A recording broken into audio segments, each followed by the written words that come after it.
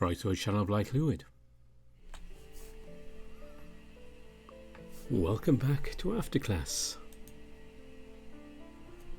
We are here now on Parker's route on day 13, and since Mark signed a whole load of them up to help with the festival, guess what we're doing today?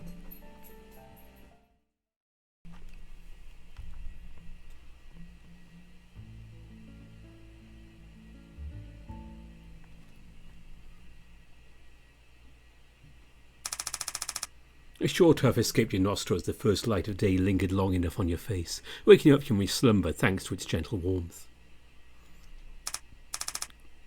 Rubbing the corner of your eyes and accompanied with a soft groan as you woke up, you looked for your housemate who shared the same bedroom with you. Lars is not here. Is he already making breakfast? You thought you woke up early, but as usual Lars had woken up at the crack of dawn, or maybe even before. On the other hand, even though you already sat up on the side of the bed, you were still struggling to get up. With your elbows resting on top of your thighs, you slumped your head against your hand while contemplating about leaving the bed. My alarm hasn't gone off yet. Maybe I can get some extra sleep. Maybe not. I don't want to oversleep, especially after promising to help out today. Lifting your head up, you came into a strange realization. Something about this felt new, but at the same time it was familiar. As if I've experienced this morning before. But that couldn't be. This had to be your first time experiencing today. I've been feeling like this lately. I wonder if... The recollection of Waterfront Village suddenly filled your mind. It helped you find a reason for your said realization. Oh, maybe it's because this feels familiar to last week, although the others aren't here. There's some text messages. Let's check them one by one. When you peeked your notification, it said that Mark had added you to a group chat. It seemed like he created one for this occasion. How convenient. Oh. Mark even added Mr. Parker too, even though we both know he won't be joining us today. You swiped down from the top of your screen again, hoping to see a notification from him. Nothing. You checked again for your notification, just in case you missed it the first time. No change. I guess it's understandable you want some time out after yesterday. Now, what else? Oh, Mark sent me a few private texts. Let's see what it's about. I can't believe it. It's kind of my place tomorrow. Can't you just tell me now? Nope, I'll wait for tomorrow. Fine, it's your fault I don't sleep well tonight. Okay. Don't forget we have a thing planned today. We're meeting up at your place. Oh, they're coming over. I guess this gives me more reason to get up. Sure. Waking up early, aren't we? Yeah. I was contemplating whether to fall back asleep or not since it's still early. But I'm getting up since you guys are coming. That's good. I guess I'm going to get ready now. See you later. Okay, Mark. Wait. I should ask any updates from Mr. Parker. I know it's just wishful thinking, but maybe he changed his mind. Oh, wait, Mark, wait. I didn't know if Mr. Parker will come with us. Why do you think I'd know? I guess it's just that sometimes it feels like you know a lot of things. Thanks for that vote of confidence. I only know what I know. Well, it seems like you know a lot of things. I listened to one of them. It's worth a shot at least. I was hoping they maybe he'd let you know that he'd changed his mind. You two are close. There's no reason for you not to ask him directly. I guess you're right. I'll go do that. Good, so I need to get ready now. Right. Anything else before I go offline? Nope, thanks, Mark. Mark's profile picture became greyed out roughly at the same time he sent the reply, indicating that he went offline. He quit the messaging app and put the phone back onto the nightstand. I guess that's a cue for me to get ready as well. I started making my bed so I'll feel ready for the day, I guess. It appeared your plan of feeling less sluggish by making the bed was working. You headed out of your bedroom feeling energised and motivated for the day. The first thing you did after freshening up in the shower was greeting Lars in the kitchen, who was preparing breakfast as usual. Initially you headed to the kitchen because you felt a little parched, so might as well greet him while you're at it. Morning, Lars. Oh, good morning, Bruno. You're up early. Not by choice. I see. They're coming over, so I had to. Anyway, you're making breakfast? Is that enough for everyone? That's only for us. Oh, okay. I'm making a little extra just in case someone skipped breakfast, though. That's a good idea. I'll help with breakfast if you need it. There's no need. I got it. You sure? I'm not doing anything right now anyway. Unless I'm getting in the way? No! Not at all. I just wanted you to take it easy. Then let me help. Unless... Okay, come help. Sheesh.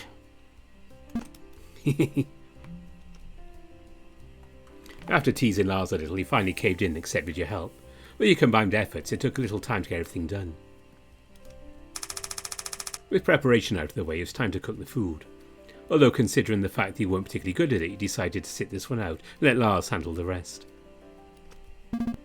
Sorry I can't do more than that, Lars. You have done a lot. No need to apologise. You had a feeling he'd just get in his way if you hovered around him, so you sat back on the chair while waiting. Despite being unable to watch him closely, you still tried to pay attention to what he was doing. Maybe I should pick up cooking one of these days. Why? I'll always cook for you. As he replied to you, you saw him waiting for the pan to heat up before adding a small amount of oil onto it gradually. Well, just in case. You're not going to stay here forever, are you? Lars' movement was halted for a split second before he continued adding more oil into the pan. I realise that make it sound like I'm going to kick you out someday. That's not what I meant at all. If anything, I'd be content to have you cook for me every day, but I have to be self-sufficient too, you know. Well, I understand what you meant, but thank you for telling me that. Yeah. Well, I can teach you from time to time. Really? Is that a promise? Yes, I promise, but not now though. I have breakfast to make. Right. I'll stop pestering you for now. I'll be back. You said it jokingly in a threatening tone as you slithered out of the kitchen. Lars raised an eyebrow at you, did a small chuckle, and then continued stirring the pan. Yeah, sure. Okay, let's see if I missed anything. I'm bringing the others with me. We're on our way. Okay. It seemed like Mark left a message in the group chat, and you took a quick look and replied to it. I was hoping to hear from Mr. Parker. There was nothing from him, unfortunately. I should call him while I'm here, check up on him and such. He's not picking up. Maybe I should call Ms. Liz instead. No answer. I'm not sure if I'm getting answers now. I guess I'll leave them a message on the other group chat. Good morning, Liz, Mr. Parker. Hope you two are having a good day. Okay, that should do it. Staring at the screen more would make you even more anxious. You decided probably to rest for now. Just before you left the room, you saw your pendant on the nightstand and next to the charging station. You promised yourself to be more careful after losing it a few times, and somehow, thankfully, managed to recover it. You couldn't risk losing it again. I should take it with me. Since the chain was too short to wear it from the top of your head, you had to unclasp the chain to loop it around your neck. At least it was easy to clasp it together again. Back to the kitchen I go. Mark's on his way here with the others, by the way. I see. We have time to eat breakfast still. Okay.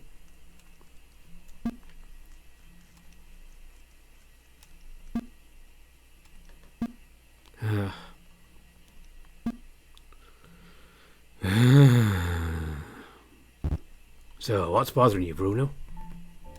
Huh? You tend to slump and look at the floor when you're upset at something, even when you're walking. You're also sighing quite a bunch. Oh. Is it about Parker? You nodded. While Lars did stop tending the skillet to look at you, he couldn't afford to do that for so long unless you want to eat burnt food for breakfast. So he turned around, stirring again while still engaging in the conversation. Have you heard anything from him? Yeah, no. I tried calling both him and Liz, but neither of them picked up the phone. I'm getting a little worried. Why? Huh? What do you mean why? Are you not worried for them? Of course I'm worried, but that's not what I mean. Sarah and Edgar are keeping close eyes on them, aren't they? I know, but do you not trust them? Remember what I told you last night? At least if you think the others can't do their job properly, trust your dad. It's like I don't trust them. No, you're right. Maybe I don't trust them. I'm just getting worried for no reason. You know me, I can spiral easily once I start getting paranoid. I wouldn't say it's not without reason. For what it's worth, your concerns are real. Yeah, I guess. Well, I'm worried too, make me no mistake. I just won't let it ruin my day by thinking about it all the time. Yeah, that's why. I just don't know how to take it off my mind. Well, let's find a way to distract you from it then. Okay. Come over here. Sure. Hold this. As Lars moved to the side just a little, he handed you the spoon that was in his hand. What do I do with this? You don't know how to use a spoon? No, I mean, yeah. I know you use it to scoop food. I just mean, what do you want me to do with it here? Alright. First, lower the heat. With this spoon. What? No, with your hand. Oh, you meant it just in the flame of the stove? Yes. How low? Well, as long as you can manage. We don't want to burn the meat. You turned the knob on the stovetop and the flame was barely there, bringing the sizzle and the oil in the skillet to a gradual stop. What's next? Grab the butter and put it onto the pan. All of it? Yes, I've cut it to the perfect size. Oh, okay. Don't forget the garlic, clove and fresh thyme too. Put them in as soon as the butter melts. The moment you put the butter on the skillet, it hissed, glided and melted in a matter of seconds. You quickly tossed in a sprig of fresh thyme and a clove of garlic as instructed, creating a whiff of classic aromatic smell that you're very familiar with. Oh, it smells really good. Reminds me of my mom's cooking. It does, huh? Anyway, the low heat will help the thyme and garlic infuse their flavours into the fat without overcooking it. That's a nice smell you took a whiff of earlier. I see. Okay, here's where the spoon comes in. Finally. Tip the pan and scoop the melted butter. Pour it onto the meat over and over. Alright.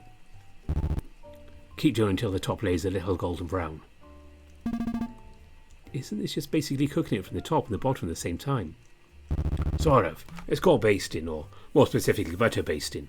It's more for flavour in the meat than cooking it. Still, this kind of will make the outside of the meat crisp enough that it sort of shatters when you bite into it. Okay.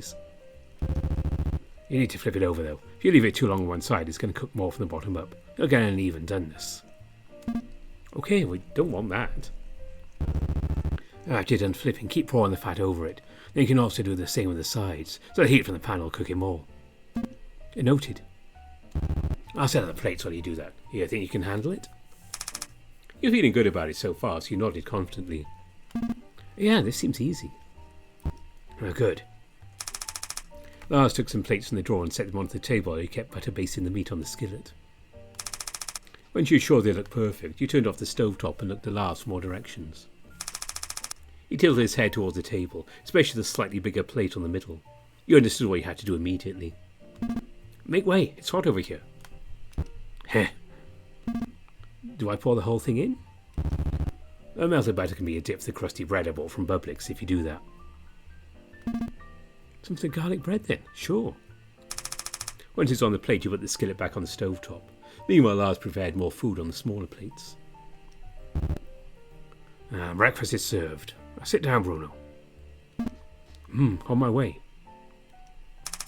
You sat on the chair across from him, feeling somewhat proud of the steak you just made, even though he did most of the heavy lifting for you.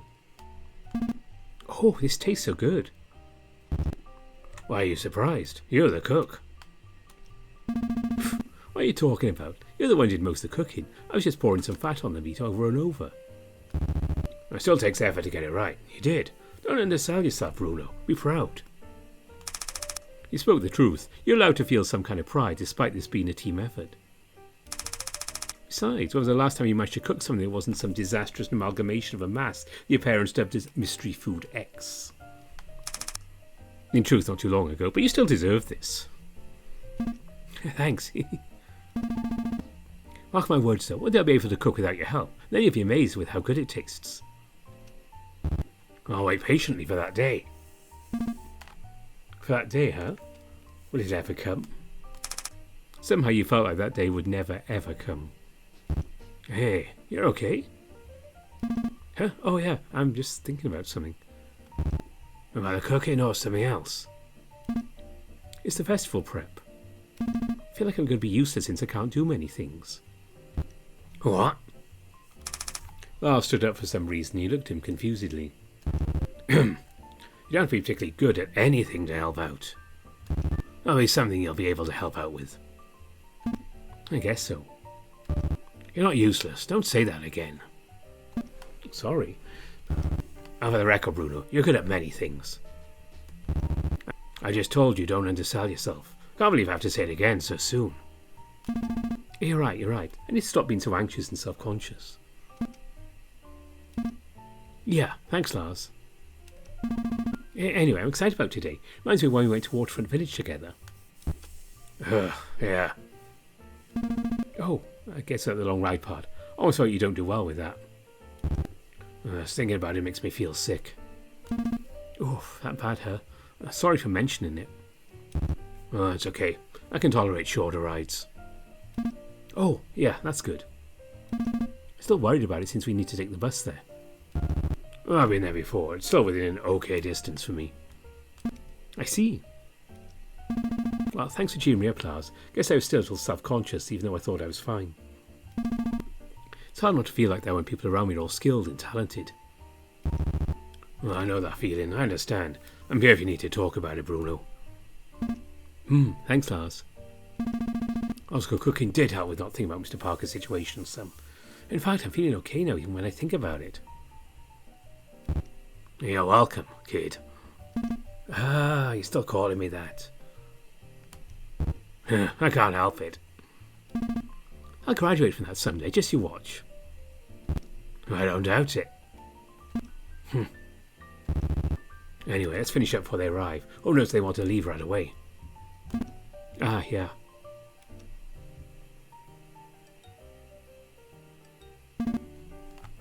I'm bringing others with me. We're on our way. Okay. 5 minutes, we're there. Got it. Oh, they'll be here in 5 minutes. Yes, I can see that. I see your phone almost never, so I keep forgetting you have one. I'll go and do a few things in the backyard real quick. Let me know when we're about to leave. Sure. I also have some food left, just in case some of them are hungry. Yep, I'll let them know. Okay, I'll be in the backyard if you need me. That sounds good. Lars grabbed a few things from the drawers to open the door towards the backyard he definitely had forgotten existed. You couldn't see what he brought with him, but you assumed he was planning to do some gardening meanwhile. He did spend some time cleaning up the backyard after all. Just before he left the room, he said something to catch his attention. Do you need help with the thing? Huh? He went back in and looked at you confusedly. You gestured subtly with your head while looking at the garden trowel and a pair of gloves in his hand. Oh. Well, I don't want you to wear yourself out, but you're free to watch if you want. Okays. I keep forgetting we have a backyard, even though I saw you weed this area a few times. You did?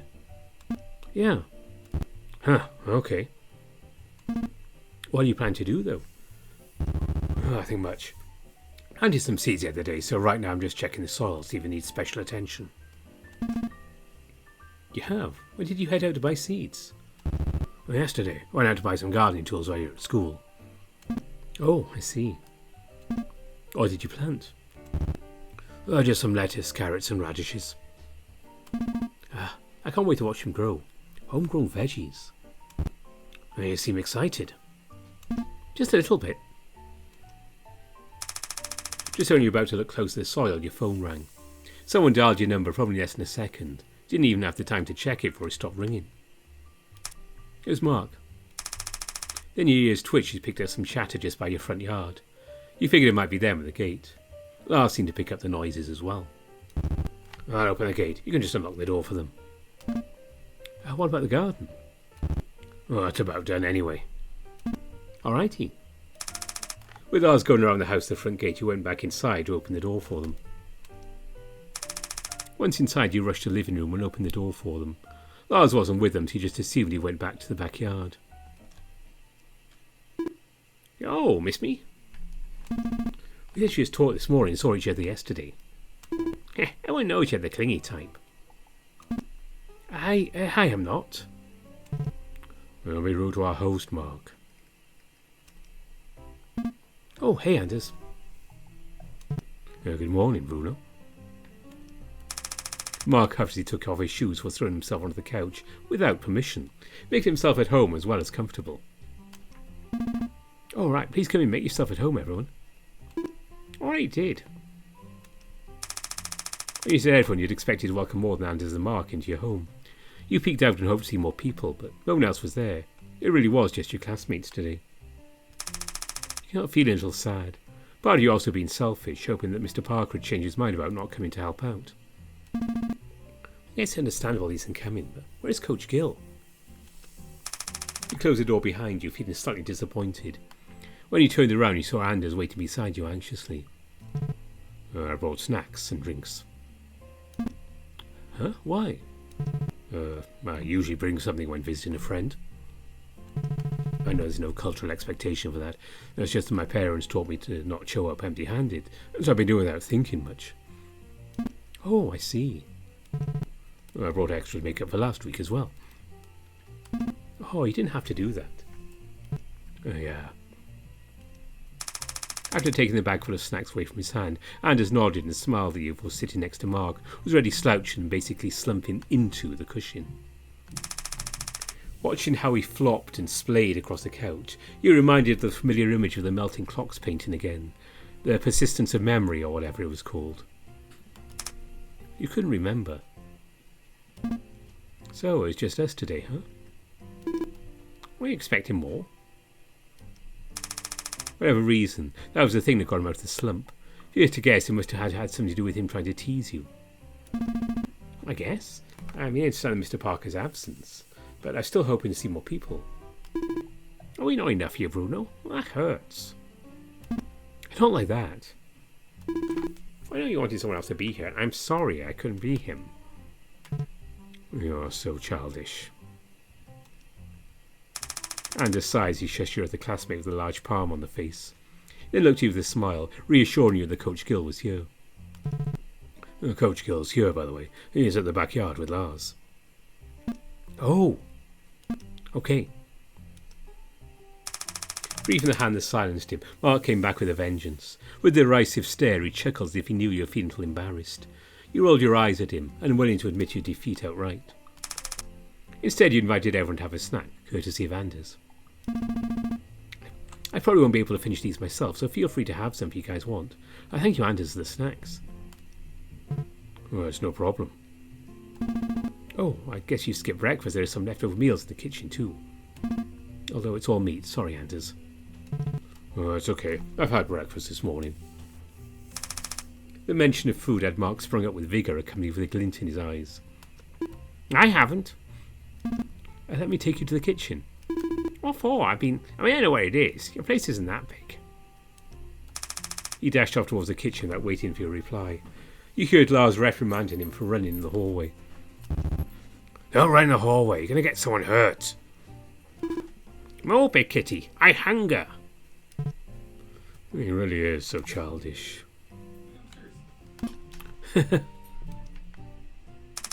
After asking for your permission to turn the TV on, Anders relaxed against the couch while Gil approached and sat across you. Hey, Bruno. Hey, Coach Gill. He was sad because he thought you didn't come. Oh? Anders? You can believe he is. Anders, usually reserved and quiet, just did something only Mark would do.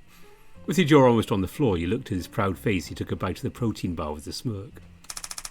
That was quite the surprise. He didn't expect it at all, especially not from Anders. Although that side of him was honestly so refreshing to experience. What prompted him to say that, you would never know. One thing was for sure. You need only joke like that if he's comfortable around someone. So bringing that into consideration, you felt happy, as if your friendship with him increased by a lot. We're not leaving yet, are we? I'm about to take a shower. I won't be long. That should be okay. We're still waiting for Mark, aren't we? Yeah. I got it. I'll be back soon. Take your time. Where were we again? Ah, yeah. Sorry about that, Bruno. I guess I should have greeted you before I went Lars, huh? That's on me. It's okay. What are you two doing anyway? Aside me watching him tend to the garden? Oh, we're talking about the festival. Anything we should know about? Not at all. Okay. Have you heard back from Parker? No, I tried calling both Liz and Mr. Parker. They didn't pick up. Did Samuel say anything about them? Nothing so far. Don't worry. No news is good news for Samuel. It means there's no change in the situation. That's good to know. What's the plan for today, Bruno? You decided what you'll be helping out with? Don't even know what it is to help out around with, so no, I haven't. What about you? I'm on the same boat. Anders? Oh, what? Sorry, I missed what you were saying. Have you decided what you'll be helping out with today? Oh, yeah. I might help with anything painting. That makes sense. You're an art student. Oh, yeah, you are. How's that going, by the way? I've been trying to ask. We don't see each other at school that often. We have very different schedules. We can't be helped. Well, it's been well. Thanks for asking. Yeah, you've been really busy. I don't know how you find the time for it. Yeah, I don't even know myself. I guess having my schedule all laid out on my planner helps. I see. Mark often tells me you can get very distracted. Maybe we should give it a try. I'll think about it. After a considerable amount of time, a loud burp came from the hallway, where he saw Mark returning with a big smile on his face. I was a bit satisfied. I guess eating Lars' cooking would do that. Alright, I'm done. Let's go. You're going to sit down for a bit? You just had a meal. Let's just go. We stayed. I'd definitely end up getting too lazy to move. There's an incoming bus in about 5 minutes. When's the next one after that? About 30 minutes. We can still make it if we leave now. Let's hurry to the bus stop. Oh, okay. Since the passage towards the front door couldn't accommodate 4 big guys at once, with everyone trying to wear their shoes before moving out, you and Lars had to wait for your turns. I was going to suggest we wait for the next one. You looked at Lars and shrugged as you wear your shoes. Mark wouldn't take no for an answer. Oh, we just hope we can make it. Finally, it's yours and Lars' turn to head out. Before you closed the door, Lars asked if everyone had their stuff with them. Everyone checked their belongings and nodded, except Mark, who had grown visibly infuriated as he checked his pockets. I think I left something in the kitchen. Give me a few seconds. Let's go from the back. It's quicker that way. Lars put you in charge of locking the front door while he and Mark headed towards the backyard. Portugal and Anders agreed that it would be a good idea for them to start making their way to the bus stop nearby. You told them you'd catch up after Mark was done. You walked towards the gate. You looked at your phone briefly, still hoping to hear a reply from either Liz or Mr. Parker. Still nothing, huh? Besides that, you also took note of the time. There are less than 3 minutes left. Surely you could still make it if you rushed. Or maybe it would be wise to wait for the next one instead of trying to catch this one, as Lars told you earlier. Okay, good to go. As you contemplated, Mark and Lars had returned, and you couldn't find the right moment to share with them your thoughts. Cool. Where are the others? They're ahead. I see. You know, I think we're already late no matter what. Why don't we just wait for the next one? It's not that we have to get there like now, do we? The time the words and the bus zooming past your face was almost comedic. Wasn't it the fact that that was the bus you were supposed to be on? It seems like we just missed the bus. Yeah, see? Everyone's phone rang at nearly the same time, and that could only mean one thing. Group chat. We've barely got there. You guys didn't hop on the bus without us, right?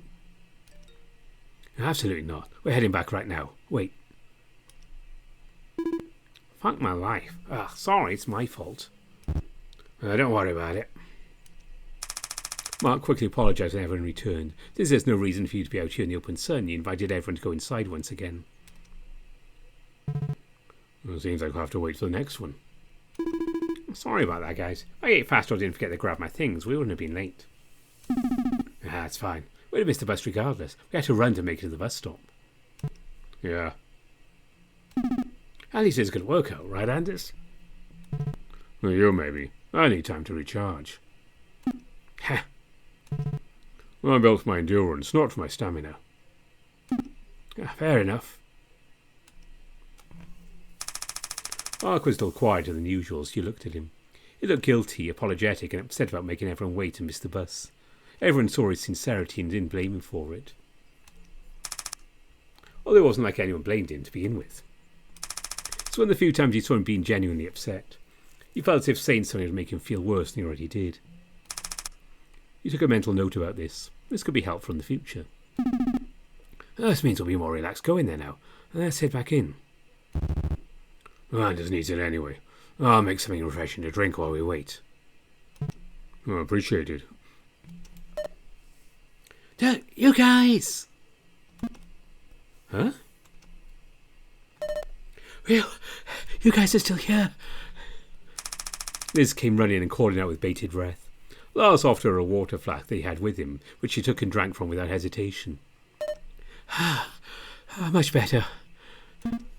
Miss Liz, what happened? Well, call me Liz outside of school. Oh my God, but no, never mind that. Parker, it's Parker. His stomach sunk when he heard it. He quickly stared out the gate and asked her about Mr. Parker's situation. What's going on? What's happened? Is everything all right? She grasped Lars' hand as she returned the water flask, looking at him with desperation. Parker, oh God. Yes, look at me. Calm down and breathe.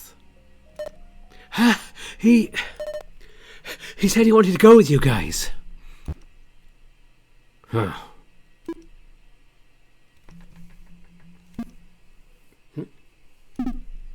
For goodness sake, Liz, don't say it like that.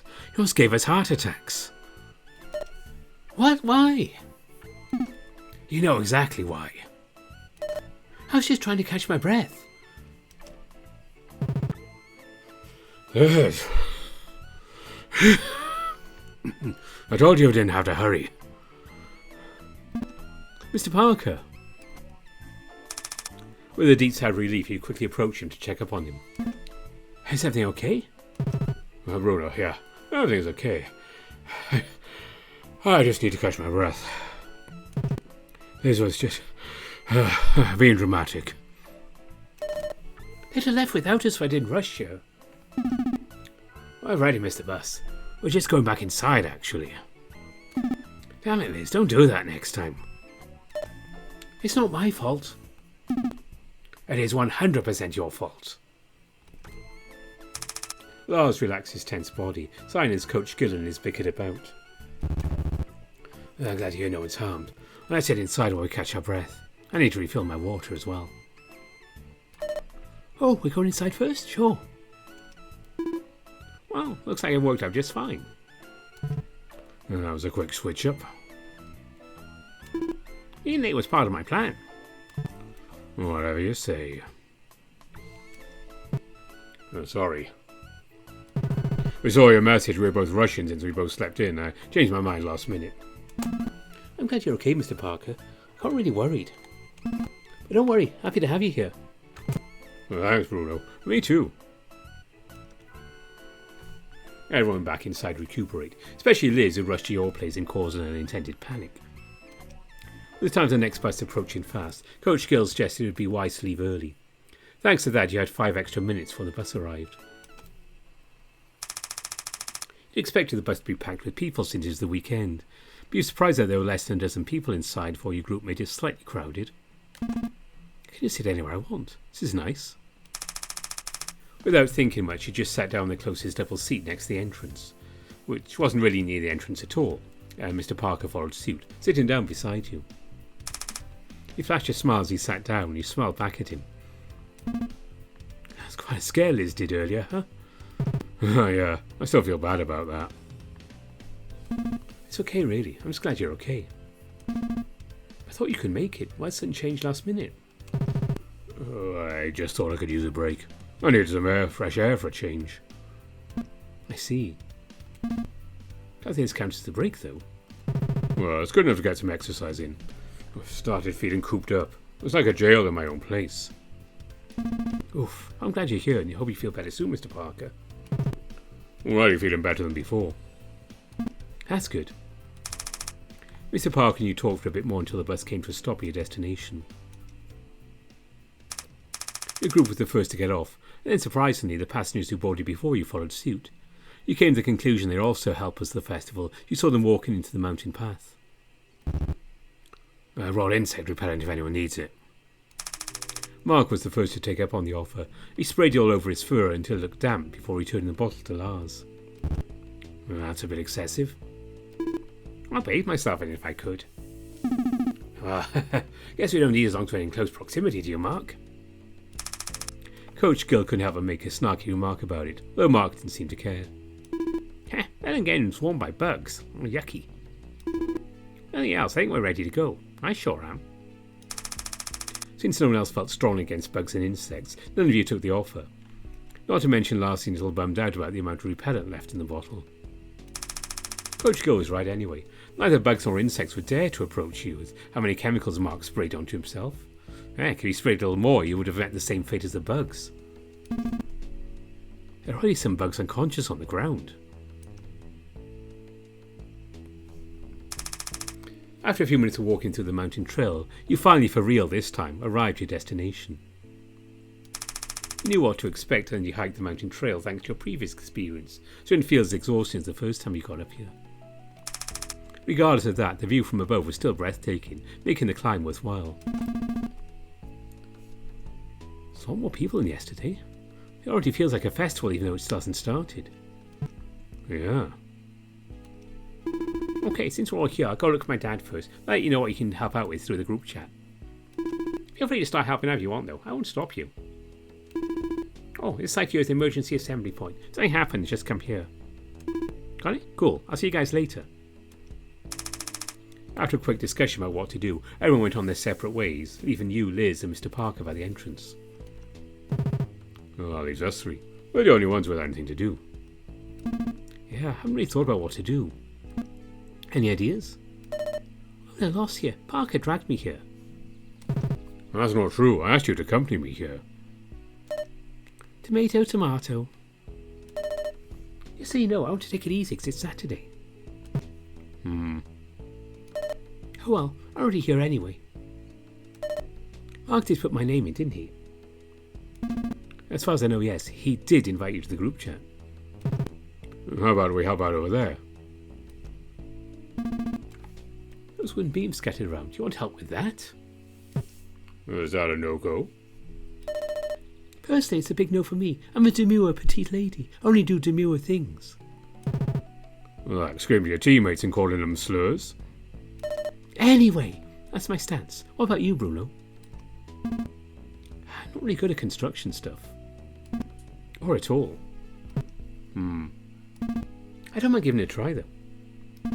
I just hope I'm not getting in the way. I'm sure it'll be fine. Let's take a look first, see how we feel about it. Okay, then. Might as well. Oh? Oh, look what the brilliant winds brought us today. Morning, kiddo. What brings you here? Oh, it's the macho landlord. Hi. The landlord put on his widest grin at your music appreciation professor, hinting at familiarity. Macho landlord? Uncle Ross, I'm just looking around and sure what to do right now. Uncle, I didn't know you two were a family. Not like that. He's a close friend of my parents. I see. Always thought you'd have to call me aunt. Oh my. What? It's a joke about him wanting to date him because he's a handsome man. I'm right, I am.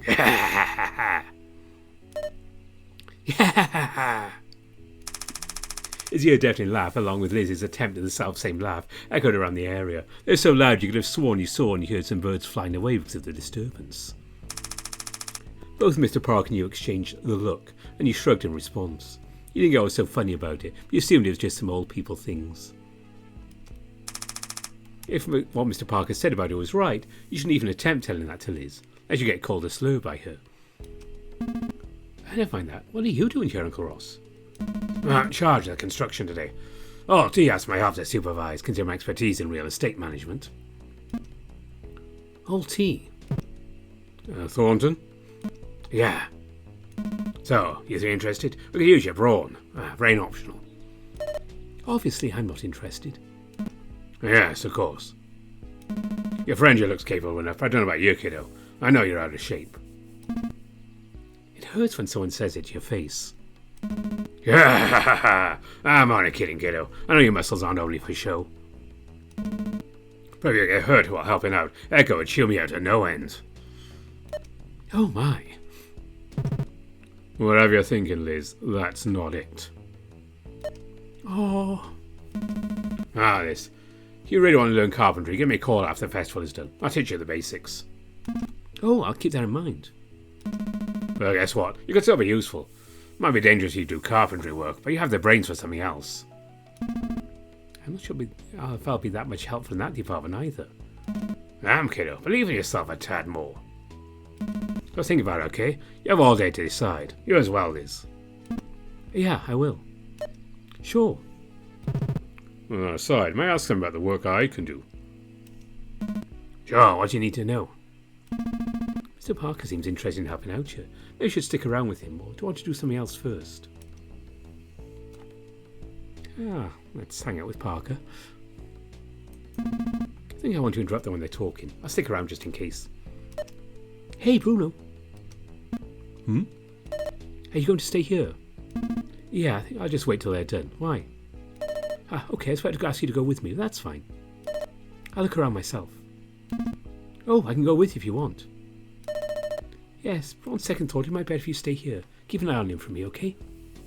Oh, sure. As you watch Liz explore around in the distance, talking and engaging with other people, you sat down on a nearby bench, waiting for Mr. Parker and the landlord to finish talking. Your boredom pitched as more time passed. Those two were still engrossed in their conversations. You needed something else to counter your boredom with. Something stimulating but not necessarily exciting, like prodding around the area close to you.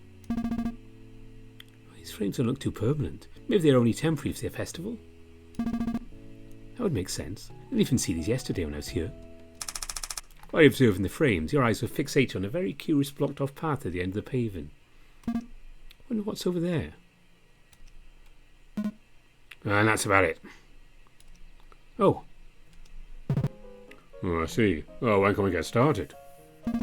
Oh, seems like they finished talking. I say give about 10 minutes or so. Some of the volunteers aren't here yet. Can't have you do all the work by yourselves. I'll check with the other guys first. Let you know when it's time. Oh, got it. The landlord left with a friendly nod, thumping off towards the entrance to talk with the volunteer. Once again, you're here with Mr. Parker, just like earlier. See what's up. Seems like Mr. Parker's decided to help out here. Although now the situation's all different. Unlike you, who are still left wondering what to do, he'd secured himself some work with the landlord's team. Sorry, it took a while.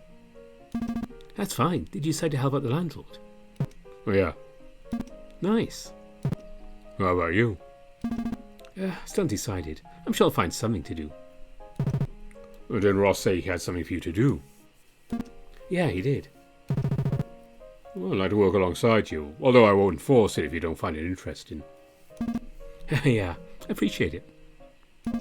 Still don't know what it is anyway. I'll go talk to him in a bit. Okay. By the way, did Liz wander off again? Yes. I see. I guess you got bored of waiting. Anyway, I'll get changed real quick if that's okay. Of course, yeah, I'll be here. Okay, I'll be right back. Take your time. Oh, for less than 5 minutes you're already by yourself again? Where'd your friend go? He went to change. Change? Clothes? Alright. What was the thing Uncle Ross had in mind for me? Well, I'm about to find out. So, Uncle Ross, I think I'll help out here today. Oh, you will? Well, that's good news. Just you? Yeah, I don't know where Liz went. That's just how she is, no? Well, I'm sure she'll pop up anytime soon. Anyway, work. That's something you can do. What is it? I need you to take care of the logistics. Logistics? Okay, sure, logistics. Neat. What do I do? You lead the site, basically. Lead it? Me? Don't think I'm suited for that. Logistics might be a little daunting. How about we call it being a foreman? That's still the same thing. Take a look at this. Uncle Ross tossed his clipboard towards you, which you caught with a slight fumble. You noticed there are a few pieces of paper on it with something that looked like a list. Supervise the volunteers, enforce safety procedures, keep records of completed project. After skimming through the content, you noticed there was another page. Flipping it revealed more of the list of things to do. It seemed a little daunting and more overwhelming than the previous. There are too many things in this list. You didn't give any more than I can chew here. That's not as bad as you think. Just need to ensure that everything is going according to this list. Think you can take the job, kiddo? I'll try. Good. Alright then, Mr. Foreman, I'll leave them to you. He tipped his white-coloured hard hat and passed it along to you, resting it onto the top of your head. It didn't fit. It was a size too big for you, almost covering your eyes. At the very least, it came with an opening on each side, presumably for long-eared folks like you. Did they diminish the functionality of the hat? Perhaps. But did it make you feel adorable and comfortable while wearing it? Yeah, absolutely. That was another thing to worry about. Uncle Ross didn't expect you to take the helm, pun intended, all by yourself, did he? Don't worry, I'll be looking after you. See how you're operating your pointers when you need it. Okay, that'll help a lot. Bruno, I'm back. The first thing Liz noticed when she returned was the presence of a hard hat on you. She immediately understood what it meant and praised you with both surprise and glee. Wow, you got promoted this fast? She made her intent clear with a light-hearted tone as she teased you. You chuckled and rolled your eyes at her inoffensive fun. Were you okay doing it with yourself? I could be your assistant. Actually? If you really want to help, you can. You're only saying that so you can slack off and be somewhere else. Guilty as charged, miss. Sure, I'll help out. Why not? Right. Don't worry, I'll still be looking after you, kiddo. You can ask Liz first if you have trouble with something. Okay. Leave everything to me, Bruno. You'll see how efficient I am at work. Satisfaction guaranteed. I'll be in your care, Liz. No, let's not do that. Work together and make sure you learn something from it. Yeah, Mr. Sinclair? Oh, yes, Mr. Organizer, what you need? I told you not to call me that. It's because you keep calling me by my last name. I'd prefer us to maintain our professionalism while working. And you have to deal with me calling you Mr. Organizer. He sighed while adjusting his glasses, knowing while arguing with Uncle Ross would be a losing battle for him. Do you have a moment? There is something I need to discuss with you. As a foreman for this project? If that's the case, this kid here is the one you're looking for. Uncle Ross grabbed your shoulders, swapping places, standing in front of Mark's dad. He stared at you almost expressionless, making you feel guilty, even though you knew well you did nothing wrong. He helped before turning his attention back towards Uncle Ross. What is the meaning of this, Mr. Sinclair? This kid here will be the acting foreman in my stead. With a prying gaze, he looked at you as if he was searching for information. And me too. Come with me, Mr. Sinclair. We have things to discuss. Is there something you can't discuss here in front of my team? He turned and walked off, to which the landlord reacted with a shrug and a verbal jab at him. Well, saying a few words won't make you die faster, you know. Yeah, the guy, I'll be right back. Are you in trouble, Uncle Ross? Me? Nah, kiddo, not at all. Okay, good, I was worried. Don't be. Ray's just a man of few words. Yeah, Mr. Thornton is just a reserved man, if anything. If you guys say so. Okay, should go meet him or actually get in trouble. Look over the kiddo for me, Liz, will ya? Yeah, for sure. Wow, he's so cool. You've not a bit scary. Ooh, Mr. Thornton, just something he's really good at. You'll get used to it. You mean being cool or scary? Both. I'd hoped he'd be a little open around the others by now. Why? It's easy to misunderstand him, think he has a hidden motive and all, when he's just very reserved and quiet. Oh, Mr. Parker actually told me he's suspicious of him, so I believe it. When we talked a bit last week, he's nothing but polite and nice. Yes, he doesn't know how to express himself is all. Even Mark misunderstands him a lot. Guess it's understandable, being a man of his position. A man of his position? Mr. Thornton is quite the influential man in Highwell. Did you not know that? I'm not oblivious to it. Always had a feeling he's an important person around these parts. I mean, he organised the festival, right? That alone says a lot. You're right. Also means he can't afford to be welcoming all the time. I think he's slowly working it out. So I'm talking with Mark earlier. Like actually talking, not each other's throats or anything. I see. Anyway, we should get to the work once Parker is back. So, you ready to be a foreman? I'm still a bit nervous, but I think I can do it. I believe in you. I have a lot of experience with leading, so you're in good hands. Oh, you've been a foreman before? I usually lead a small group in online games. Does that even count? Of course it does. It can be very stressful if your team members refuse to work together with you. Oh. There you are, Liz. I was wondering where you went off to. Just went to talk with some people, looking around and stuff. It looks nice on you, by the way, Bruno. Oh, you mean the hat? Thanks. So you're the foreman for the day. I'll make sure my work is exceptional. You're making me even more nervous. Oops, my bad. Well, what do we do for now? It's your call from here on. So I'm really doing this, huh? Start with gathering everyone, then we'll give you that briefing. Uncle Ross. Which I already did. All we need to do now is wait. Some guys not make it on time, but that's normal. Is there something I need to do? Not right now. Let's just wait. After a few minutes of standing around doing nothing, everyone, mostly everyone, finally got here. Uncle Ross soon rounded them up and had them stand in one place. Okay, I think there's enough people to start. With a single hand clap, Uncle Ross grabbed everyone's attention. He started off with a short speech about today's goal and whatnot. While he's interacting with the team, he dreaded the work you need to do today. Being a leader wasn't something you were good at. How did I get dragged to this?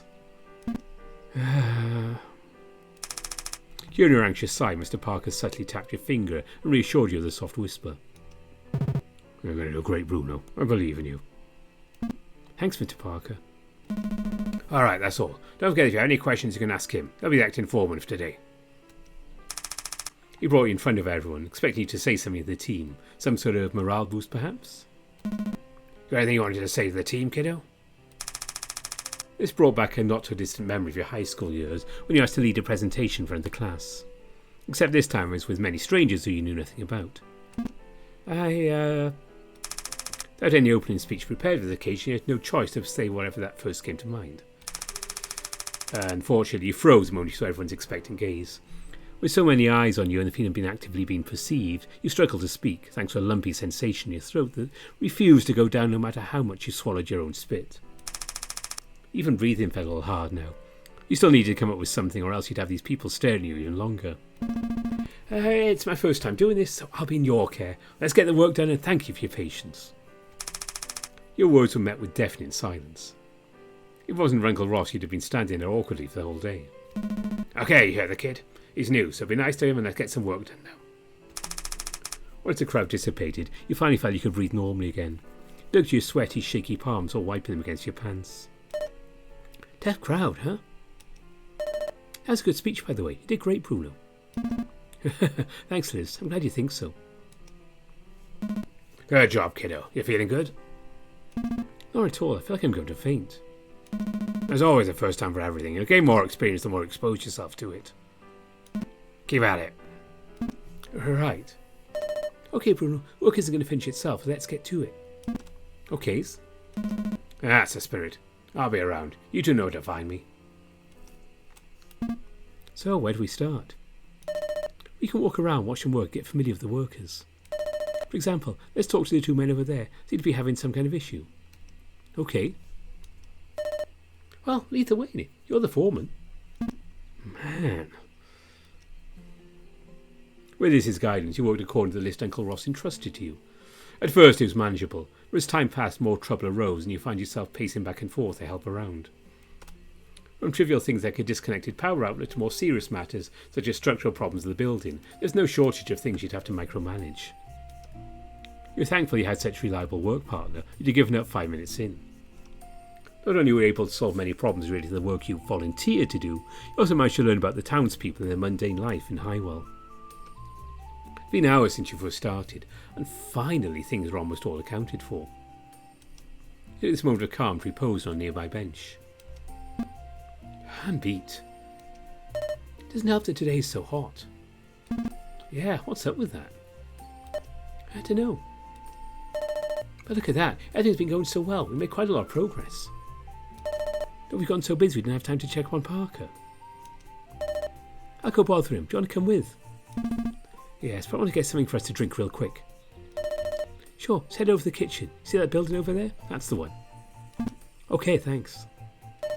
Don't take too long, okay? I'll wait here. I won't. Let's see, the building over there. Sure there's not the kitchen or cooking area, but I guess outside appearances can be deceiving. There was an older lady sitting behind the desk. When she saw you, she walked out and asked if there's anything you wanted. You felt bad for making her come all this way, but you weren't able to react fast enough. Imagine losing to an old lady. Since she was already here, you asked you could have some beverages for you and your friends. She nodded and went inside, then came out with a few empty mugs and a jug of cold water on a tray. Oh, thank you so much. Hey Liz, Let's go, man. Whatever. I'm not even get paid for this, why even bother? Say anything about him again and make sure you eat my sandals from your other mouth. You... I hope both sides of your pillows are warm. Liz spouted 1,000 curses at the two men who were walking away. Quite the explosive vocabulary coming from someone that cute, you had to admit. Either way, you waited until she stopped before you made your entrance. You don't want collateral damage inflicted on you. What was that? Oh, Bruno, you came back. Oh, it's just some troublemakers, don't worry about them. Did you get the drinks? Ah, yeah, the granny from the kitchen gave me this. Great, it's been enough for us and Parker. Liz took the tray off your hands, readying herself to leave the area. Let's go bother him now. Haha, sure. Bruno, are you coming or not? Ah, coming. Parker. Well, as in Bruno, you two finish work. We're just taking a short break before we type any loose ends later. Well, that's great. How are you doing so far? I'm sure it's a breeze with Liz helping you out. She's really reliable, you can get past her antics. You can say that again, Bruno. I dare you. I'm good. No, yeah, seriously, she's been a great help. Didn't have to call for Uncle Ross's help. A little stressed out earlier, so I was a little worried. But I'm glad to see you managing yourself well. Well, you look quite tired right now. I am? Yeah. Huh, I guess I am. It's just awfully warm today. Maybe that's why. Seriously? The others mentioned that too, so good to know it's not just me. It's unusual for early spring to be this warm. Good thing we came with cold, refreshing water. Speaking of, have some. Liz poured the cold water from Mr. Parker into his mug, which he gladly accepted. She also poured you one before doing another for herself. Ah, thanks, Liz. Ah, I hit the spot. Why are you working on this alone? Where are the others? Well, the store is smaller than the rest, so I figured it's easier to finish it myself. Still looks a little unfinished, though. Do you need us to call for help? Oh no, it'll be fine. I'll get this done before break time. If you say so. I think we should get back to work as well. Oh yeah, the old man by the temple still needed wooden frames transported. I'll let the others know. Sure, I'll go check with the Davis brothers. They're having problems with the wires. Again. They're hopeless. Okay, meet up at the usual place after we're done? Yeah, see you soon. Once Liz started moving, you turned your attention back to Mr. Parker, looked at you with a gentle smile. Ah, sorry, I didn't mean to ignore you, Mr. Parker. Oh no, not at all. While I'm still here, do you need anything related to the work? Well, nothing for now. I'm glad that you're having fun. I feel useful, so I'm happy to contribute. Yeah. What about you? Me? Yeah, it's doing just fine. I'm working up a sweat, so it feels nice. That's good. Well, I'm getting back to work, so let's talk later, okay? Yeah, of course. Don't work too hard, Bruno. You too, Mr. Parker. Just leave the mugs here, by the way. I'll return them later. Oh, sure, thanks. No problem. Yeah, just that. Do we know why the breaker kept tripping? No idea, honestly. Thinking there might be some small animals chewing through the cables. That can't be it. Don't see anything resembling an animal bite. I don't know what else. We tried swapping the wires, changing the outlet. Anything you can think of. Have you guys tried a different set of tools? We haven't. Okay. I think I might know the issue. I talked with the maintenance teams. They should be here soon to fix it. Hopefully we're good this time. So, what do we do meanwhile? Honestly, just wait for maintenance. Take a break for a bit. Sounds good. You've been a big help. Thanks, man. No worries. Hey, before you go, can I ask something? Sure. Is it true that Sierra Graham? Yeah, why? I just heard some rumours, all. Rumour? Yeah, they seem to be working hard together with us, so I'm sure it isn't true. Sorry to bring that up. I was just curious. It's okay. Anyway, is that all? Yes, thanks for your help again. Yeah, just doing my work. As you two parted ways, you stood there, thinking about his words of a potential rumour about you circulating around. A rumour? What sort of rumour? You thought once you left Farfetch you'd be free of any Graham-related rumours.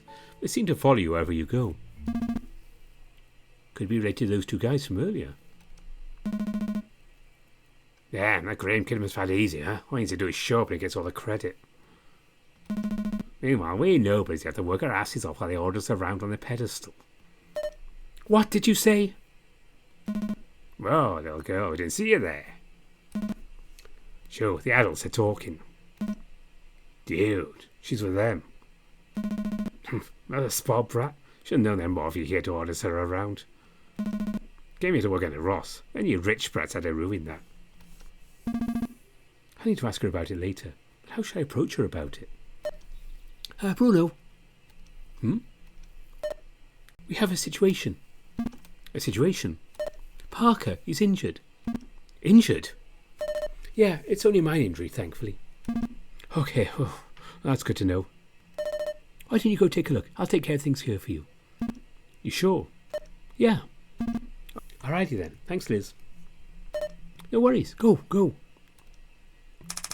By the time you got there, Mr. Parker had been sitting in the shade with Uncle Ross and Mark standing beside him. You quickly approached him, getting filled in on the situation that led to him being injured. Oh, thank goodness you're fine. Oh, hey Bruno. How are you feeling? Oh, it's just a sprained ankle. All I need is a quick break. I'll be back up on my feet just fine. It's still an injury. Can't risk you getting injured further. Yeah, what he said. Why you told the medics to grab the first aid kit? They'll be here with an ice pack and compression bandages for ankles soon. There's no need for all that. I want to work. I can still work.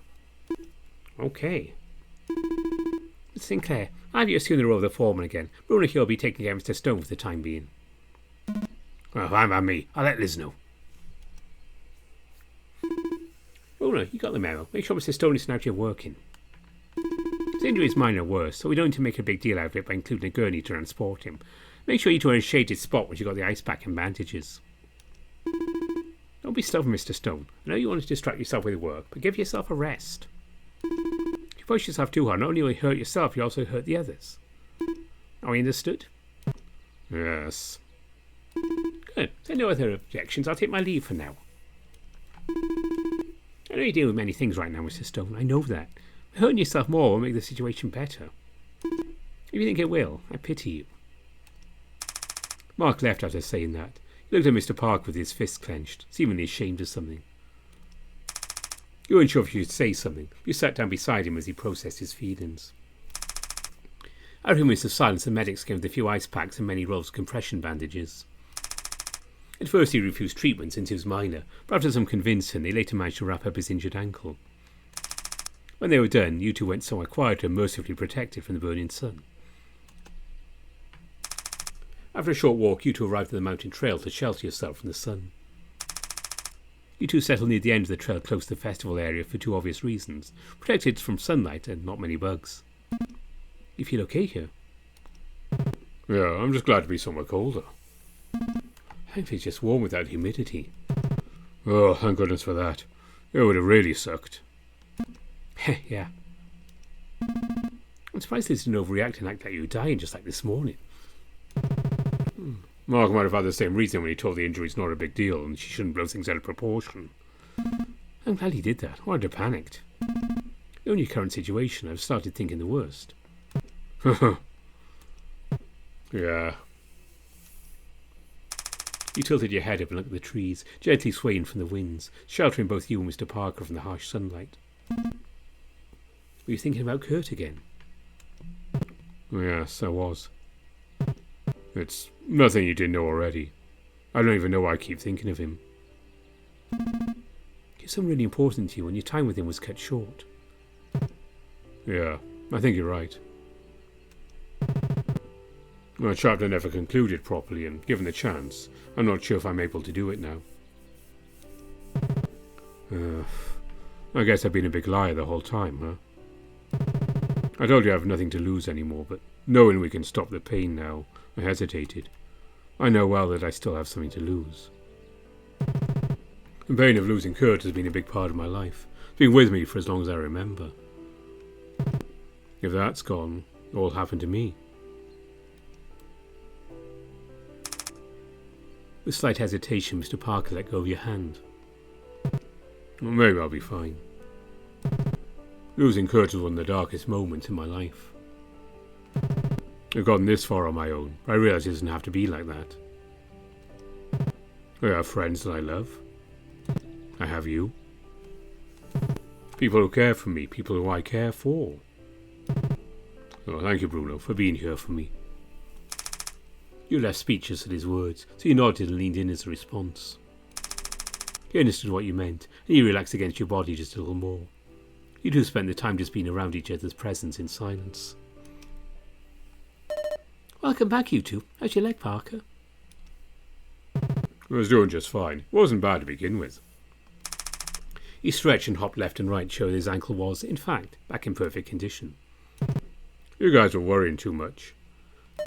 Oh, come on. Can't I just be worried for my friend's well-being without being criticised? Sorry, Liz. I know you mean well. At least whatever you two did over there cheered you up, so that's good enough for me. Let's just hope you two didn't make a mess or get caught doing it.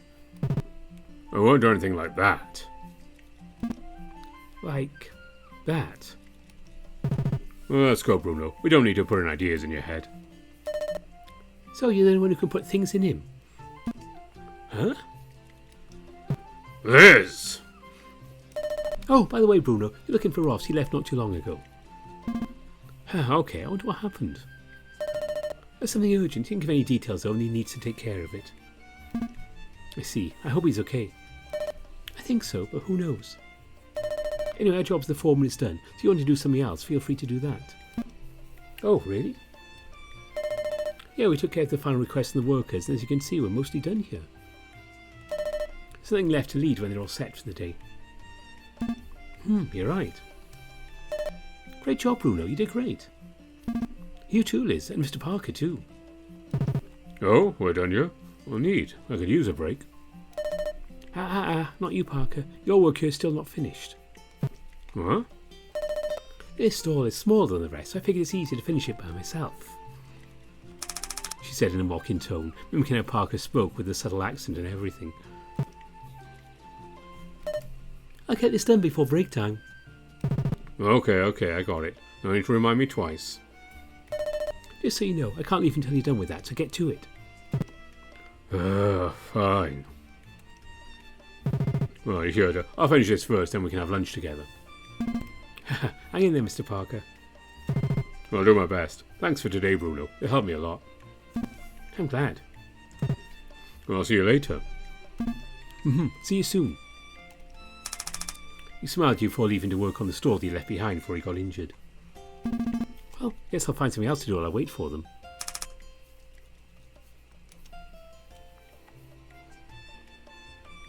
So not all these things are quite ready, so we're going to have to skip time.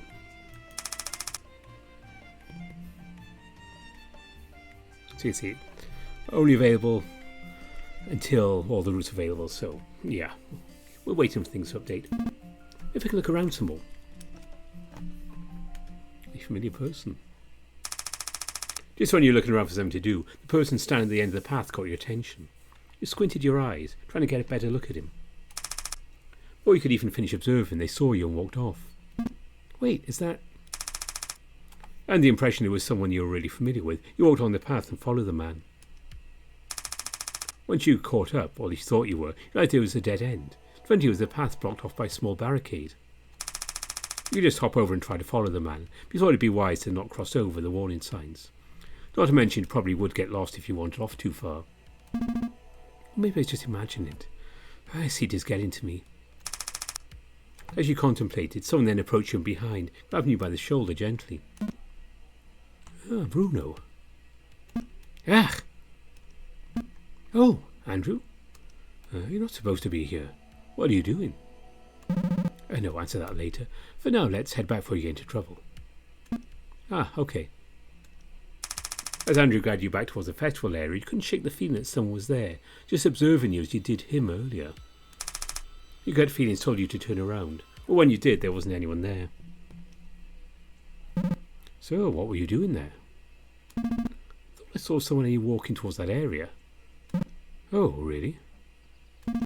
What were you doing there, Andrew? I saw you finished making arrangements, the organisers, about to say hello, and then you just walked off. Ah. So you're going to sell flowers for the festival? Not at all. I'm donating some of my flowers for the festival. I see. It isn't good for my business, but it's gratifying. Anyway, so often I see you by yourself. Where are the others? They're busy with their own thing. I just finished helping out, so there's nothing else to do but wander around. Oh, is that so? You could arrange flowers with me if you have nothing to do. I don't know how. Oh, you don't need to. It doesn't take a skilled florist to know what looks pretty and what's not. I don't know. You won't know if you don't take that leap of faith. Come. Andrew extended his hand, waiting for you to take it. You'd feel bad you left him hanging. You took his hand, agreed to at least try. He guided you away from the crowd towards a clearing, just past the intersection with an old well on it. You noticed next to an unfinished structure in the middle of the clearing with some half-finished flower arrangements with floral netting attached around it. When you said arrange flowers with you, I expected something on a smaller scale. Don't worry, I'll guide you through it. You better. He sat down on the spot where the sunlight couldn't reach him, and invited you to sit down next to that spot. I have many flowers to arrange yet, but I'll leave them just 3 types for you. Which one do you like the most? Let's go with the orange ones, I think. These flowers are funny. They look like birds. Oh, you have a good eye. These are bird of paradises, but it's a mouthful, so I tend to just call it Strelitzia. Oh, I wonder why. They're a good choice for flower arrangement since they last quite long. I see. Yeah, let's go with them. Strelitzias, huh? Either way, that's a good pick. I think I know what we can do with these. You see those meshes over there? I want you to work on the centre part. I have a ladder you can use to climb, but that might be a little tiring for your first time. Oh. I'll just cut some meshes for you and you can arrange based on its shape. How about that? Sounds good. Alright, let's do it on the table over there. I have tools and all we need for this. Okay. So, do I just put it however I want?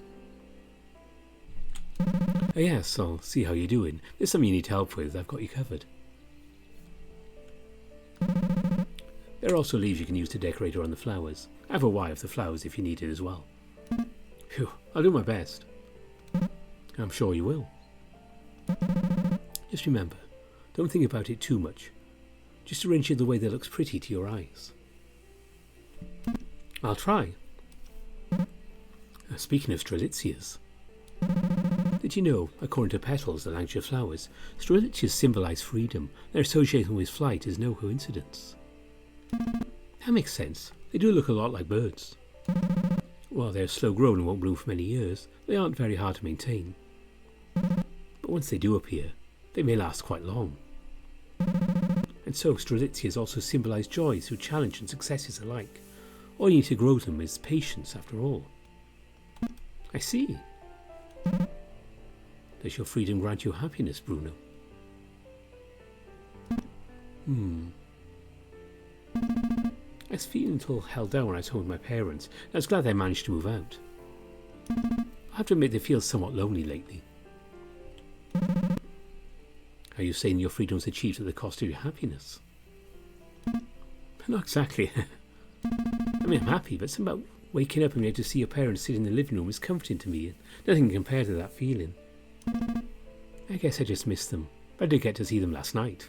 I see. What about you, Andrew? Do you still see your parents? The grass rustled softly around you as you waited for his answer. The long pause made you wonder if that was an appropriate answer to ask him. I don't. Oh. Why not? Maybe I have none. What does that mean? You have parents, right? Well, I mean, obviously you do, otherwise you can't exist. Ah, yes, mayhaps. What? It's been too long. I've forgotten how they look like now. Oh, no. Wait, how old are you again?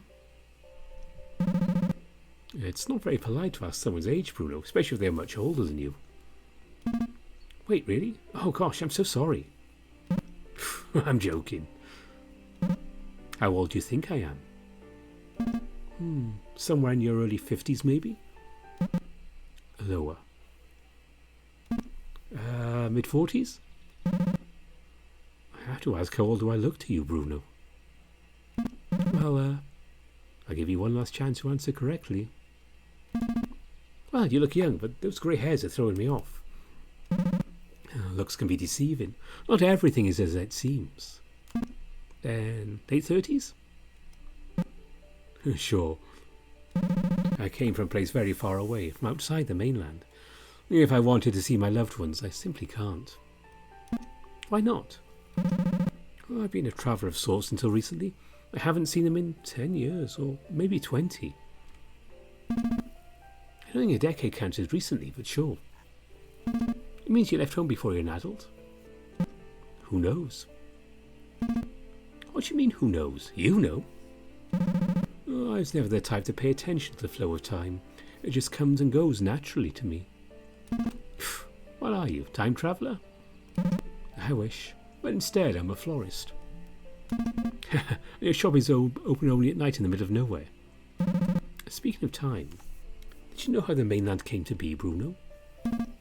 The mainland's in here. Not at all. Well, from one generation to another, the story of how the mainland came to be has changed over time. But the one that stayed mostly the same is about the 7 sages of Erebus, and the story goes like this. A long time ago, within the Erebus depth, existed an invisible, impenetrable veil. It was believed that within the veil was a promise of paradise for whoever was brave enough to sail the Erebus Sea. As it was impenetrable, no one dared to approach it, left untouched for generations, until voyagers from different distant lands came to challenge the veil. A group of explorers with nothing but determination, perseverance and knowledge in their arsenal. Sounds like a suicide mission. Sorry, please continue. Driven by the yearning of the unknown, they spent decades studying the veil, all for naught. It was unlike anything they'd seen before. Just when on the cusp of giving up, violent waves brewed, sweeping them away along with their vessel. When they came to be, they were already on an unknown island, trapped inside the veil. 7 explorers decided to be wise to press on, leaving the shipwreck behind while many others stayed to salvage what they could. Their journey towards the mountains was perilous. With nothing in their possession, the chance of surviving was impossible. On top of the mountain resided a lone god yearning for worship. Intrigued by the 7 explorers, the god gifted them with abundance. And so they survived, all thanks to their resourcefulness and the god's blessing. The god guided the 7 explorers to a sanctuary, bestowing them with 7 keys to the island's heart, an everlasting spring that could quench all thirst, free them from sickness and plague. The god showed them a vision of flourishing life, a promise of what their lives could be. Although in exchange for that, their bodies will be transformed, all their souls belong to the lone god, encompassing its divine purpose for creation and worship. Having witnessed the promise of everlasting life, they agreed with the price to pay, and hence the god allowed them to taste but a drop of the eternal spring. That was how they became the 7 sages of Erebus. Each held a cardinal key to unlock the heart of the island. Sage Heribert of Anastasius, Centre Sage Marcos of Alexander, South Sage Lucas of Deacon, West Sage Chylon of Leander, North East Sage Aristeas of Philemon, Northwest Sage Theodorus of Hermes, and East Sage Orion of Dionysius. Each of them holding the key to the region respective of their cardinals. Anastasius, where did I hear that name before? And that's where the story started to change over time. Some ancient texts said they got greedy, and the god became wrathful, cursing the sages and the other explorers with eternal suffering. Others said the god took a liking to one of the sages and they became weak, making the subjects lose faith in it. Some others said they built a well on top of the mountain to honour their pact with the god. Many said the god loved its subjects and blessed them with blooms all year long. Either way, the story ended with the god's subjects, many generations later, realising they wouldn't want a life of servitude. They decided to go their own way, yet still honouring the god's will by offering everything the god had blessed upon them. And what's that? The festival and the flowers. It was believed that the god adored nature, and he loved watching its subjects, amused by their mundane lives. And that's why we're making flower arrangements now. Personally, I don't believe it. It's a little inconsistent and more fitting for a fairy tale than actual legend. This island was protected by an impenetrable veil. That wouldn't explain why I could sail here. Either way, I hope our offerings will amuse the god. We might get cursed if we can't satisfy him. Don't say that. It makes a good bedtime story, at least. Okay, we finished the first tier. Oh, what do you think, Bruno?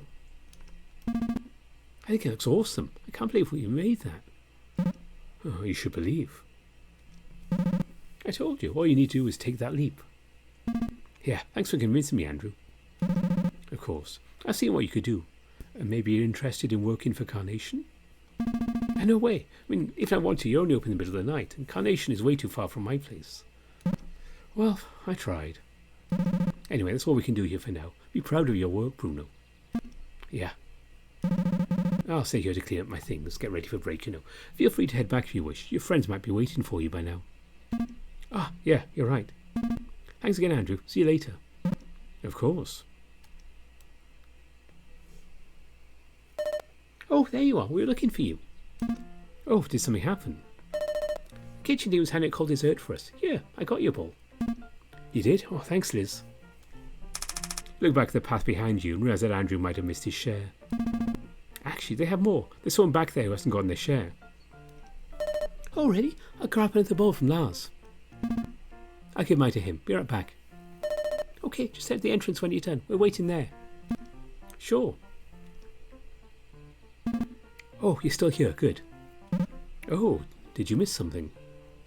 No, they're handing out dessert for everyone. I thought they might have missed you. Ah, it seems you're right. Here, it's for you. Oh, what about you? I'll grab another bowl from them. Ah, okay. Would you want to have them together with me? I'll wait if so.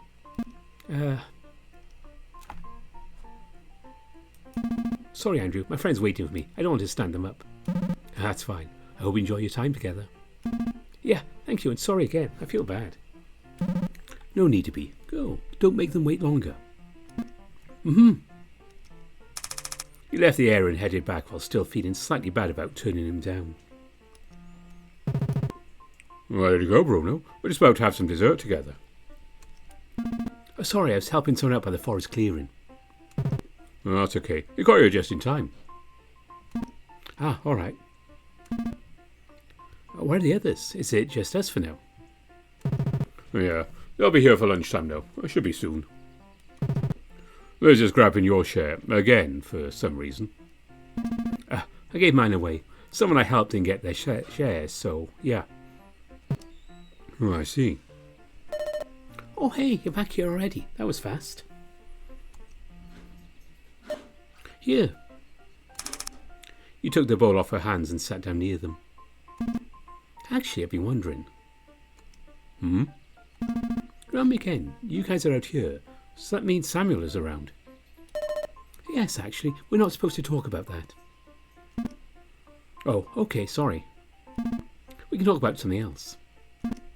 I think. Well, it's nice being out here. Shame it's only for a bit. Yeah, but it's been a big help being out here like this. It makes things feel normal. I'm making it awkward. Sorry. Not at all, Mr. Parker. Just wasn't sure how to react to it. It's been hard on you two, so please hang in there. Yeah, I know better now. I really feel things will turn out okay. I'm glad. Hey, someone finally decided to show up. Where did you wander off to? I was just helping someone with some work. Hey, Bruno, it's nice to see you. Coach Gill, hey, how's work for you? It was fine. Got a lot of stuff done. What about you? The same. Nice. Yeah, Bruno. Oh wow, even Wilfred too. When did you get here? Not too long ago. I was discussing business with the Thorntons. Ah, I see. That's nice to see you. Same here. He winked you before Mark came to interrupt your conversation with him, putting it to an abrupt end. No one's here. Let's go somewhere quieter. I also don't want to sit here with people walking past us every 5 seconds while the sun is burning me slowly. Oh, that I agree. Is it really that hot? I've been enjoying the sun, actually. Good for you. It's a no from me. I don't agree with Mark on this one, Gil. Mark took everyone towards a clearing where you had helped Andrew with decorating the garlands and flower arrangements for the festival earlier. Now they weren't actively working on it, you noticed how nice it looked. I'm thinking back, you never really asked him what the structure was for. Maybe Mark would know, so it'd be worth asking him. What's that for? The structure there, I mean. Oh, that? It's to be burned down during the festival. Huh? With the flowers too? Why? Oh, traditions, I guess. I heard it from the folks who lived on the mountain. They said their structure represents a deity their ancestors worshipped, and those smaller parts represent the 7 sages of Erebus who founded Wellborn. The deity also adored flowers, and they represent the inhabitants that live on Wellborn, past and present. I think I get that, but I still don't get why we're burning it down. What came from the earth must return to the earth. What came from the sea must return to the sea. May the wayward winds guide their souls to their final resting place. Oh! The locals will scatter some of the ashes around the mountain top where the well is located. It symbolises the return of the god to the earth, and just like the vessel which the voyagers who braved the Erebus Sea used to enter the Vale, the wind will carry them and return them to the sea from whence they had sailed. I just happened to hear about the 7 sages of Erebus. I couldn't resist joining in.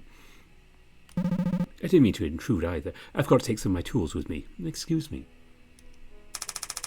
Andrew smiled at you as he grabbed his tools. He nodded at the group after the fact and left the area as if he didn't belong here. I guess he's the one who arranged those flowers? That makes sense. He is the florist, after all. True. I don't really get him, though. A very strange guy, but he does know a lot about gardening. Huh, you guys know him too? Same question. Didn't expect you guys to know about him. Yeah, I mean, he owns a flower shop in the middle of nowhere. It's open in the middle of the night. I don't think you can forget him, knowing that fact. Anyway, won't let some random dude crash our party. It's how I deserve lunch, everyone. You aren't doing that much today. Organising is still difficult. Don't make me kick you out from our group, newcomer. Hush. But if me behaving gets you off, I'll just do that. I'll pretend I heard none of that. As the two bickered, you sat down next to Parker and Liz, who were finishing their dessert together. You joined in as you listened to more of their petty arguments. This weather that you, along with many others, complained on many times today was ironically perfect for this sort of outing together. It was warm and fluffy, something so rare considering these recent events these past few days, and you were glad you got to experience this moment today. This feels like what we did in Waterfront Village last week. It reminds me of it too. I wonder how Tor is doing. I thought he'd be here and helping out.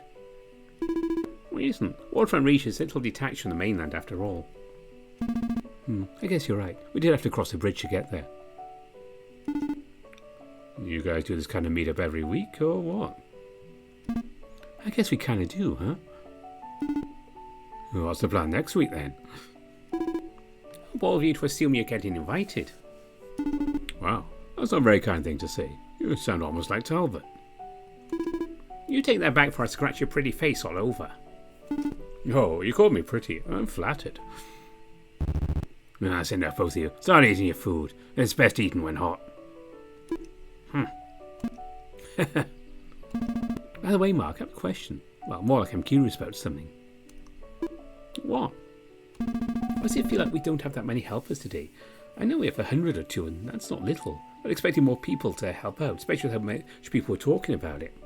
They set up posters and such too, didn't they? Well, yeah, they did. They had to turn some people down since some of them didn't look that serious about helping at all. We don't accept a limited amount of participants anyway. Huh, is that true? If you pay more attention to the post, you'll notice it said we're only accepting a limited amount of participants.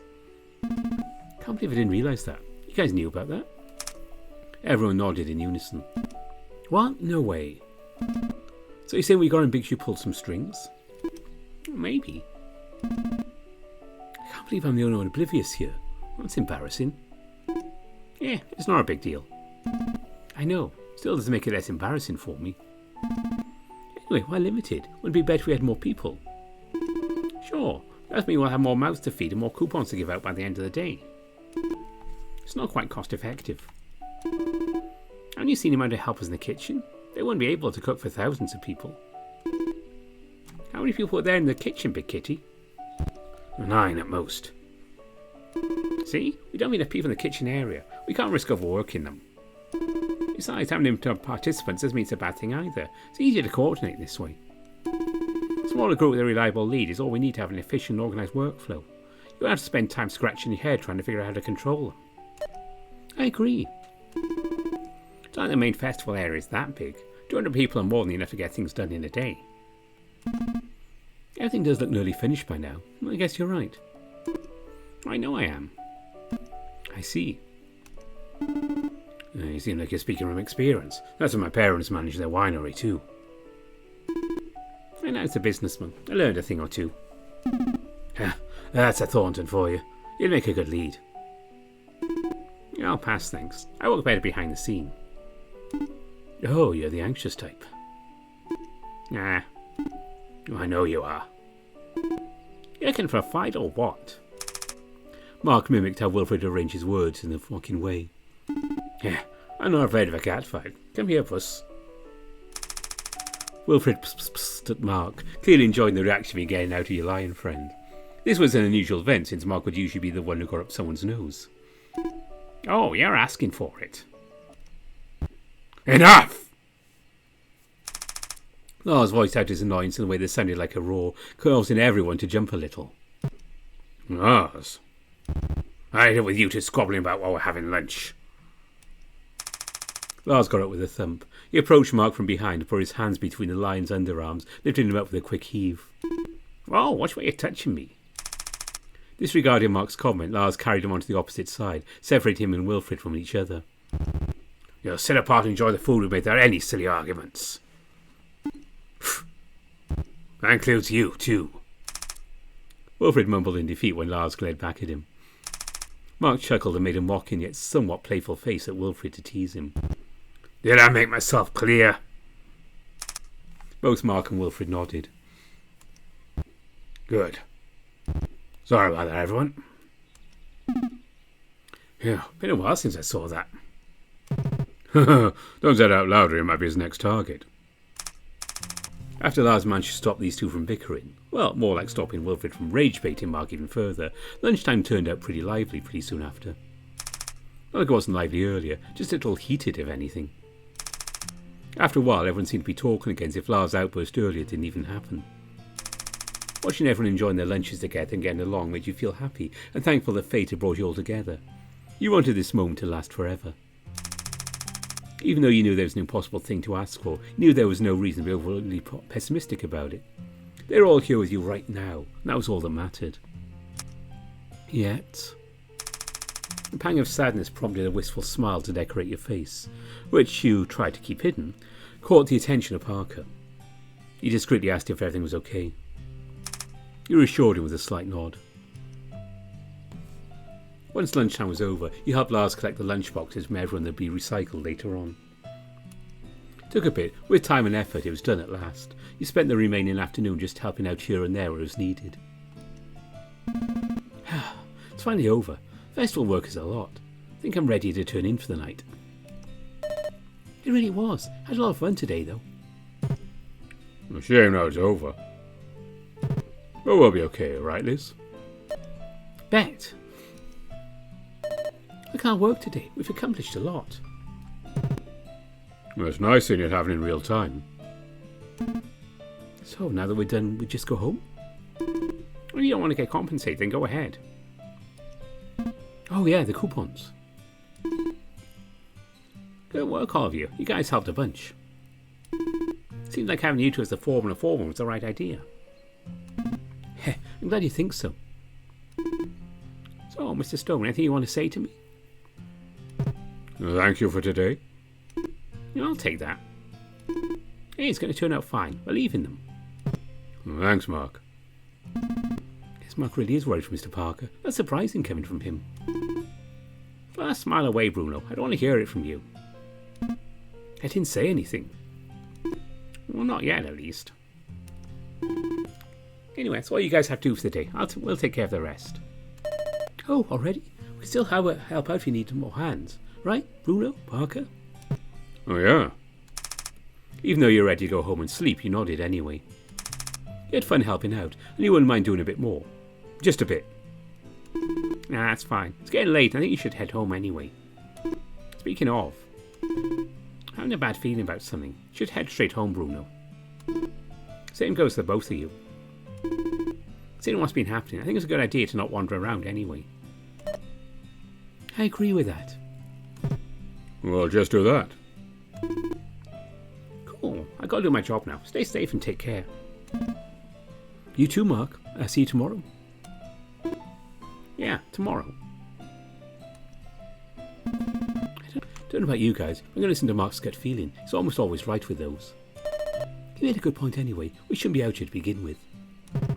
Yeah, we'll head straight home after you're home safe. Here's Lars joining us. No, they're still understaffed, so Lars stayed to help tidy and clean up the kitchen. Coach Go is also helping them out. Wilfred left not too long after lunch. It's just us then. Well, should be okay. We can sacrifice Parker if things go south. What? Let's not sacrifice anyone. Head home safely. All of us. Well, I prefer that. Thank you very much. I'm not sure if I was crazy, but I kept hearing water flowing nearby today. Did you guys also notice that? Maybe you're crazy for something else, but nah, there is a flowing water nearby. A big one too. There is, like a waterfall or something. Yeah, you're hearing the well-worn waterfall which flows into many of Highwell's rivers. Oh, I didn't know about that. Well, welcome to Highwell, I guess. Maybe we should go check that out when things are calmed down. It's quite a pretty place. Well, I'd be down. Me too. That's the plan then. What was that? Sounded like some kind of wild animal screeching. Somehow it sounded so scary after Mark's warning. You decided it wasn't something you should worry about, Then you heard it again. It was accompanied with someone desperately asking for help. You over there. There was someone calling out to you from the distance. What would you do? No, I didn't edit that. Excuse me, I lost my phone around here. Could I borrow yours for a sec? I want to ring it. Sure. Thanks. You handed over your phone and the man anxiously dialed his number. After a few seconds, you heard faint ringing from the distance. You followed the sound together with the man. There's something you noticed about him while he was tapping on the screen. He was shaking, looking scared, but he didn't want to point it out loud. His fingers are dirty and a little broken too. Did he fall or something? Ah, it's over there. The man crouched down to retrieve his phone on the ground, then he turned back to return your own. Thank you, I'm sorry. I'm really sorry. You're welcome. What are you apologising for? No hard feelings, kid. There was a blunt force coming from behind, knocking you off the ground almost in an instant. You fell with a thud, the soft grass padding your fall and making it less painful than it should have been. But even that didn't help much. Your consciousness was slowly fading away without having the time to look into your attacker.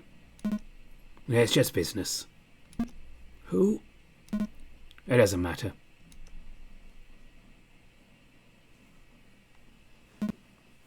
It'll end soon.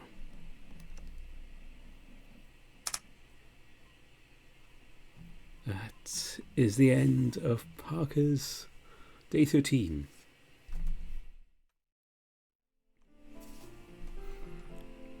Quite the cliffhanger, eh?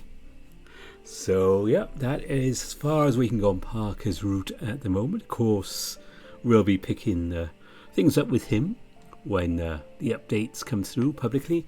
And when we get a public Lars Day 13 update that we can actually make more of the big pack in, I will be recording that one. So we'll see what's going on, how that works out. I'm not quite sure when I'll be doing that, but yeah. So we'll be meeting quite a few new people, which will be nice. If you're a patron, of course, you can do all that already. But for videos, no. I'll be waiting for that to happen. And it'll be fun. So many voices to do. But one of them is kind of easy. Like, yeah, it's the thing about being from the valleys. And you have someone who grew up in the valleys, like me. Yeah, you can kind of do that accent easily. Or I might change his voice. I haven't quite decided on that. It's a weird thing having to voice your own persona sometimes. Yeah, so after class will return. I'm just not entirely certain when. Next week is Cheney. Rounds of August. And then we have Sanctuary and Dawn Chorus coming up at the start of September. Dawn Chorus got an update ages ago. Somehow I missed it, or Richio didn't send me a notification, so we'll be doing that one. And that's as far as I have the schedule at the moment. Obviously, more of the regulars coming back. But always before I go, thanks to all my donors on Ko-fi and Patreon. And special member to my top patrons: Omar, Spiderling, Smuto, Tiger Cup, Amaterasu.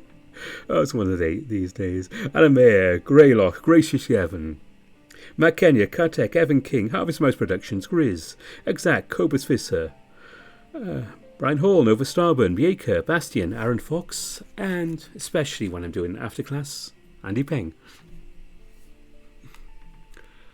Yeah, that's it. I'm probably doing a stream over the Labor Day weekend.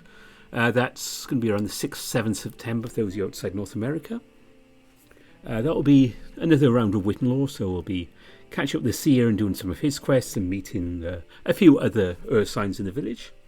So that'll be happening one of those days. I'll let you know closer to the time.